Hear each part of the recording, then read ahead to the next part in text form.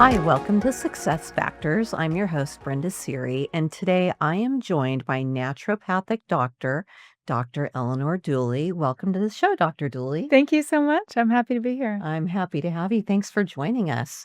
Our audience likely has heard the term naturopathic doctor, but can you help us better understand exactly what that means? Yeah, sure. I started studying in nutrition. So I was really interested in how the body works and how the body heals itself and getting into naturopathy or naturopathic doctor. It's not a medical doctor, it's understanding how the pathways and the organs of the body work together so that you can understand when imbalance or disease or anything happens to the body, you can understand what's going on inside. Wow. So, a few months ago, I saw you speak at a conference and I thought it was incredibly interesting. And one of the things that you talked about was having blood work done and how it should be read. Can you tell our viewers about your process for reviewing blood work and what the results can tell you differently than just a normal blood workup that you might get from your general physician? Yeah, it's really interesting because people understand blood work, right? They go and get it done to get answers from their doctors, and that's typically what we do. What I found is the way that the conventional healthcare or medicine model is set up is really to look for disease. They're looking for things in the body that potentially need fixing or supporting. And to me, uh, figuring that out was just a small piece of the puzzle because we don't develop, let's say, diabetes overnight. But if you went the blood work, the conventional blood work route, you would be okay one day, and then the next day you would not be okay. And the model is not set up to support you not getting sick. And so I started looking at blood work in a way that was analyzing how optimal is your body functioning rather than is it a black or white, yes or no. It's not a binary thing, it's a progression of health or dysfunction. And so when I started analyzing blood work this way, I was able to tell people, you're okay right now. But if you continue down this path, eventually it might lead to high blood pressure, high cholesterol, which is a lot of the majority of our country and our world are on those kinds of medications to help bring those numbers down. But if we looked at it in a preventative way, in a way of how do I not get to the point where I need those things? Wouldn't that be much more fruitful for everybody, including us? So Yeah, that's kind prevention of, versus reaction, yeah, right? yes, I love that. exactly. Yeah. So at that same conference, you were talking a lot about the importance of gut health. And I know, I mean, it just seems so simple. You should have a healthy gut, but Yeah. why is it so important? Yeah, and it's kind of a buzzword these days. We see it all over social media, gut health, gut, probiotics and things like that. The reason it's so important is because it's actually, I've heard this term, it's like the second brain. It's really your body's ability to adapt to factors that could harm it. So your immune system. We were just talking about immunities and how two people can be exposed to the same thing and one becomes very sick and one doesn't. And it's really the state of the gut as far as how well it's functioning, how well the bacteria is at managing digestion and absorption and all of these things that go on from a nutritional standpoint. But the gut is a very unique and complicated thing. So simply taking a probiotic may or may not be the right thing. So when we look at the blood work, we can actually see what those factors are specifically instead of this sort of generic, sprinkling of let's take some probiotics and hope for the best. Right. Not that there's anything wrong with that, but getting more specifics is going to be much more helpful. Yeah, definitely. So right now we see it all over TV. I hear it in ads, GLP-1s. They Yeah. are the thing. That's what everybody's doing to lose weight. Do you think that's a healthy way to lose weight? I love GLP-1s. I use them in my practice and I use them personally. One thing that people don't understand about GLP-1s, or maybe they're just starting to understand, is that it's a peptide that our body actually already makes. So when we're thinking of it in the traditional, it's a medication that I'm taking to lose weight. What it really is we're adding in a signal that the body already uses. It just, for some people, doesn't use it as effectively. So an example that I draw a parallel, because people get a little bit uneasy about, are these injections, are these medications? For a person, type 1 diabetic who needs insulin, right? They have to receive a hormone that is synthetically made that mimics something that their body in an efficient way would make. But for some reason, it's not efficiently making it for them. Peptides are similar.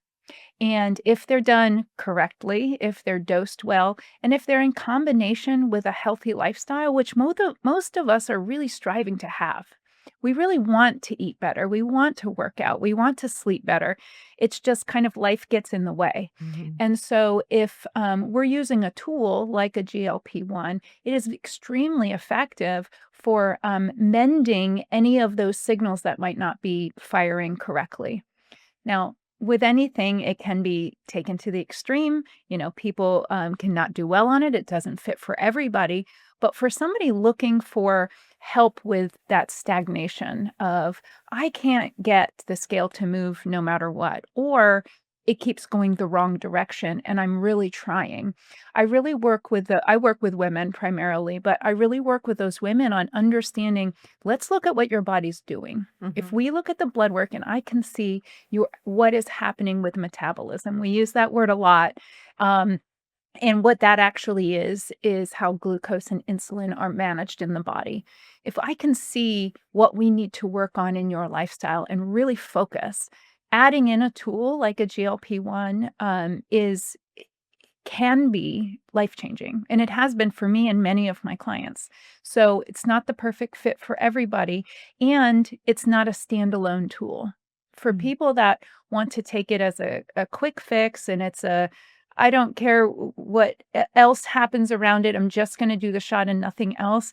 I don't think that's effective way, to look at health and longevity, but, if it works for people, it decreases, cardiovascular disease in both men and women, which is the number one thing that it causes death in America. So Mhm. if it improves things like that, yes, I'm all for it. Oh, wow, that's so interesting. I didn't know that. It's And not just weight. yeah. Is actually one of my next talks. Wow. It's not just about the weight. Yeah. Interesting. Yeah, my son, was diagnosed, with diabetes last year and had to start taking Ozempic, and it's quite amazing the weight that's come off of him as well, and his numbers are Yes, great and that's now. the thing, the numbers, we Yeah, talk about blood work. That's where I get to celebrate my clients and go, it's not it is weight, but with weight, losing weight comes that your heart works better, yeah.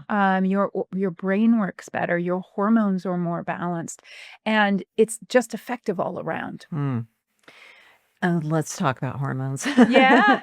Because I think as we age, our metabolism does slow down, right? Our hormones change, and I know you specialize in women's health and women's hormones, and, I'm just curious, with all the hormones that are in our food today, have they affected women and men's bodies from having balanced hormones, or is it just the natural process of aging? Yeah, absolutely. And we see this generationally, 300 years ago, they didn't have the toxins that we have. They didn't even have plastic Mhm. back then. So, were their exposures different? Of course. Well, then their medical care was different. It used to be a lot of natural things, and now the pendulum has swung, and we've gone quite high tech Mhm. with our medicine and all of that. But um, as far as hormones in food, yes, it definitely affects both men and women. Mhm. But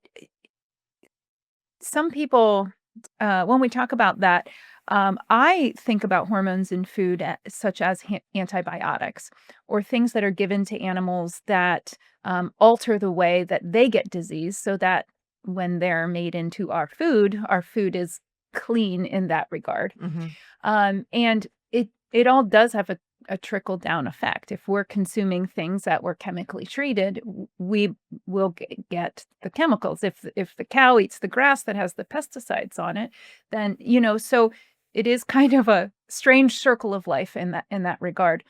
And as a naturopathic doctor, I look at, well, what has your body been through? Nutritional deficiencies as a child is a common thing that I see. Having grown up in the 70s and 80s, we were just getting introduced to lots of food in plastic containers, microwave meals, convenience foods, and don't forget the chemicals that make it taste better and look better. And so those types of chemicals dramatically affect how our body adapts.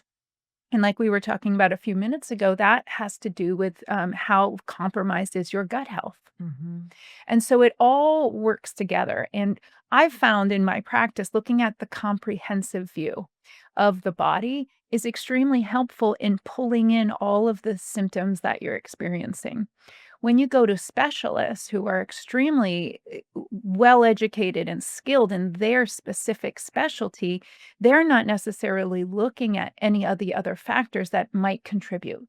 They're very good at their thing, and sometimes things get missed when we look at it from that perspective. Interestingly enough, and I hope she doesn't kill me for saying this, but my daughter, when she was in, that puberty phase and the face breakouts, my cousin is a nurse, and she said, "Give her organic milk. Don't let her have non-organic milk anymore." And so I switched her, and it It changed. immediately made a difference. Yeah. So, Well, and we think about organic food. mm, It's the less chemicals that we introduce into a non-chemical thing, our bodies right. and our children's bodies, the the less work our system has to do to fight.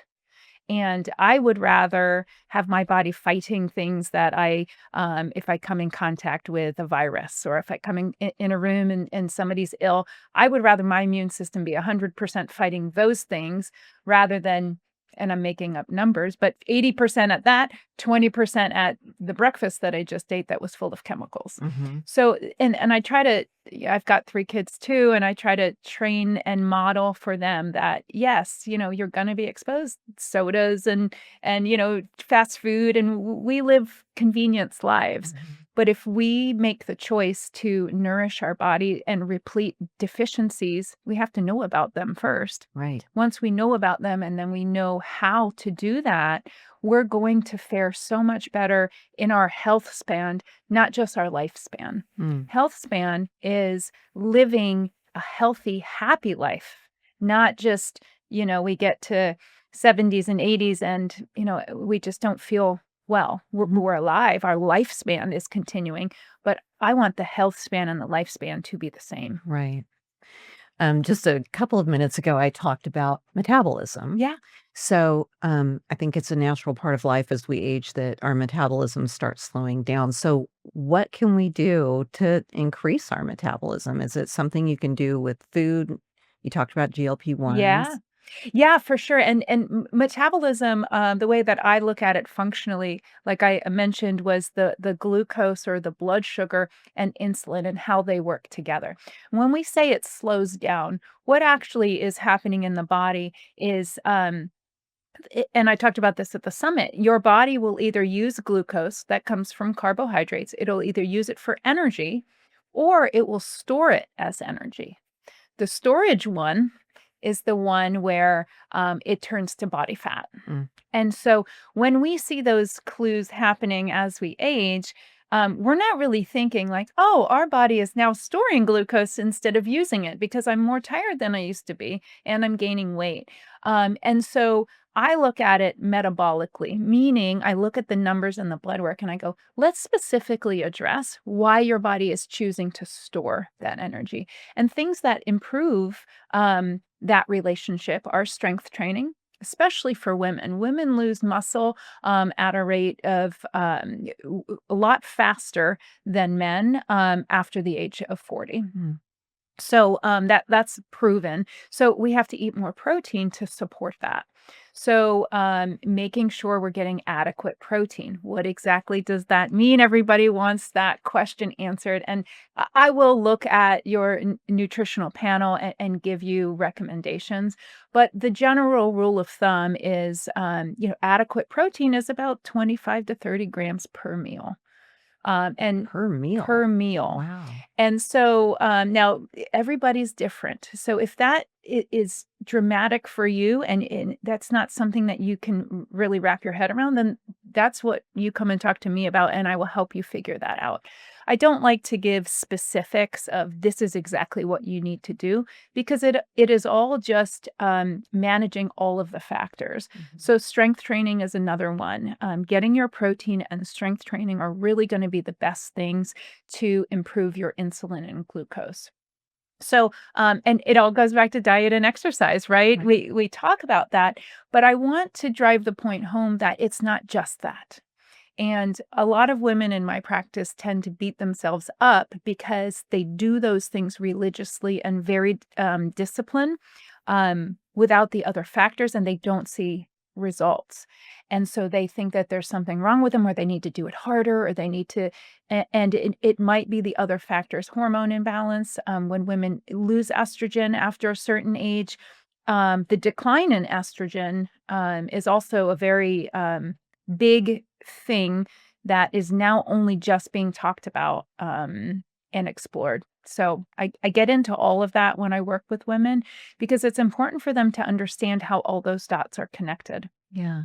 So if someone is trying to improve their diet, and I will say just the conversation you just had with me about protein, I don't eat meat. Okay. And so I know a lot of people get their protein through meat. I try to get it differently, like through eggs and Yeah. beans and things like that. Great. But if somebody's really trying to improve their diet, what's your recommendation? Yeah, so and that's exactly a perfect example of there's people that have dietary restrictions, Right. and as a nutritionist at heart, I'm trained to help you meet those goals. So some recommendations for somebody particularly doesn't eat meat, looking to increase protein. You're exactly right. Beans, eggs. How can we use those efficiently so that you're not eating so much you can't? Some people look at a plate of food and they're like, I can't do all of that. That's too much protein. We can gradually increase it. There's things like collagen and bone broth and things that we don't typically think as um, we don't think they're high in protein because they're not meat. Right. But there are a lot of things that we can piece together Yeah. that Supplements, would do that. basically. Supplements are helpful. Um, as a nutritionist, I do recommend supplements, but not as the food should be first, Yeah. in my opinion. So I would how I would handle that in my office is I would have you write down what is it that you eat, what is it that you like? Do you like yogurt? Well, we can do yogurt here. We can maybe add in some protein to make that a complete protein meal. At lunch we have beans and a combination of beans like so each person is different, but there is definitely ways to support, even vegans who make it slightly more challenging because there's no animal products, but it can definitely be done in a healthy way. What do Uh, you think about, like, protein drinks and protein chips and that kinda stuff that's available? um, I I think it has its place.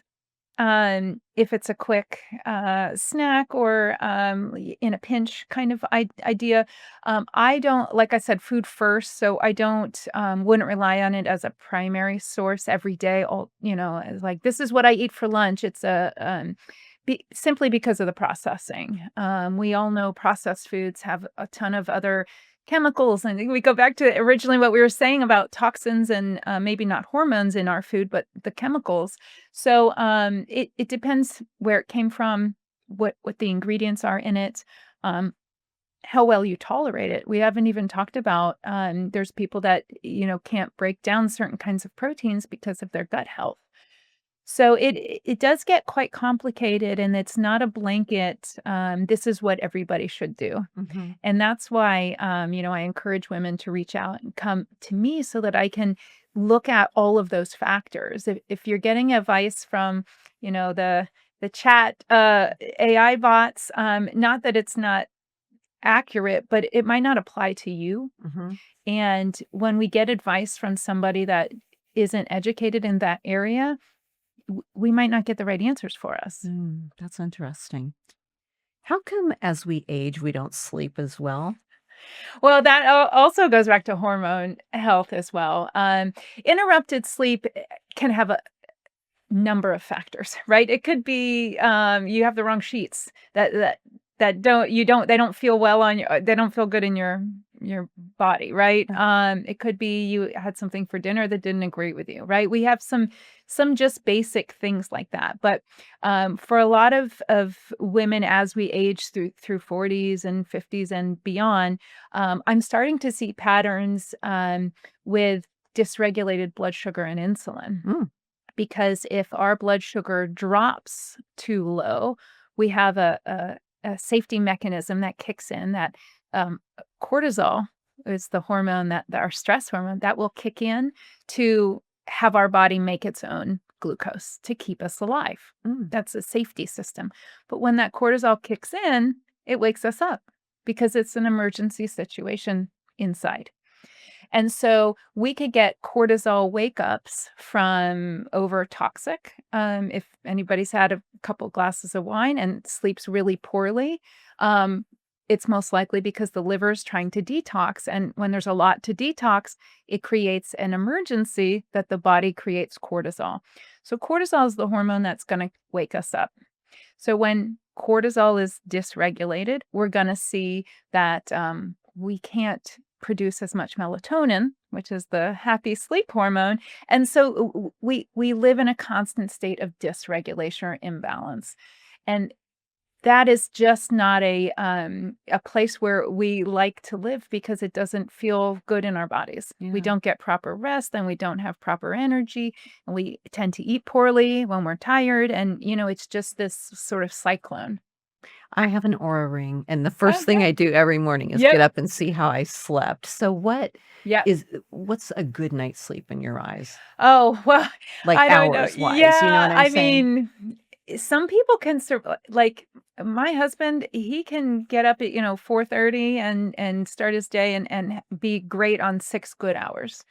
If I had 6 good hours, I would probably be fine. But 7 to 8 hours of semi-interrupted, maybe I had to get up and go to the bathroom, and that took, like, an hour's worth of sleep. So, there is no perfect answer. Yeah. I mean, the standard we say is 7 to 9 hours. It's usually what I ask, but a lot of women like us, we're driven, we're busy, we're thinking about the next day. How can we be more productive? How can we be more efficient?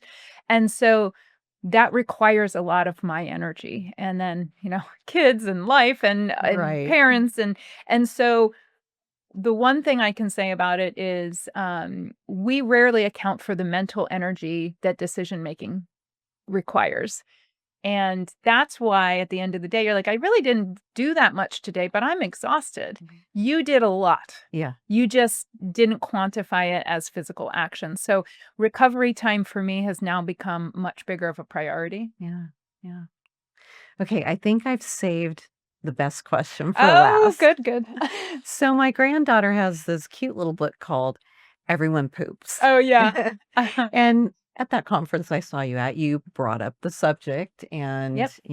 started talking about the P word. Yes. And maybe while it's not one that everybody wants to talk about, you talked about really how important it is for your health. And I know it seems, of course we have to be healthy, but Yeah. why is it so incredibly important? Yeah, it's actually one of the very first questions I ask anybody. So it's not an off limits topic at all. And, women will look around and I'm like, it's okay. Yeah. It's a safe place. Yeah.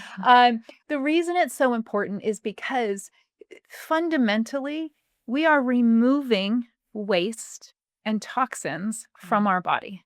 We do it when we sweat, when we poop, when we pee.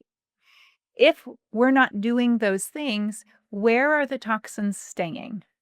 They're recirculating in the body, they're damaging cells and tissues, and then we'll see other things. We'll see our gut health. We'll see our immune system have to take care of the toxicity instead of fighting the viral load, for example. Mhm. So we have to consistently eliminate waste because we are consistently exposed to toxicity. And also, we get nourishment from food. We take the nourishment and then we pass on the rest of it that we're not using. That's the natural cycle. So, a lot of people are constipated these days, and it's really one of the first things that I focus on because if that system is not eliminating, us adding more things to it, it it we can't move past that unless we get you moving. Wow. You're so interesting. I could just sit here Oh, and talk to you all day. I know that you have a podcast yourself. so Where can people listen to that? I do, I'm taking a hiatus, but, you can find it on Spotify. It's the Holistic Hormone Podcast with Eleanor Duelley. I've found myself, explaining these topics over and over, and I thought, what a great resource would be for people to hear how I think through these problems. They can go listen, and if it's intriguing to you, if you're considering, "Oh, do I need hormone testing? What would it tell me?" You can go listen, and then if you'd like to set up an appointment, you have a kind of a basis of what I'm about. Yeah, and if anyone is interested in meeting with Dr. Dooley, we're gonna show a slide here that has, your QR code where they can get in connection with you. I've got your, email address up there and your website because your website is really fascinating as well, and I know you just do so much to really try and help us, like you said, have the longest life and the best health that we can, which is something we all want, right? Yes. So, I really appreciate you taking your time to be on the show today. It's been so interesting getting this one-on-one time with you and listening to you, talk about our bodies and our health. So thank you so much, Dr. Dooley. Yes, thank you, Brenda.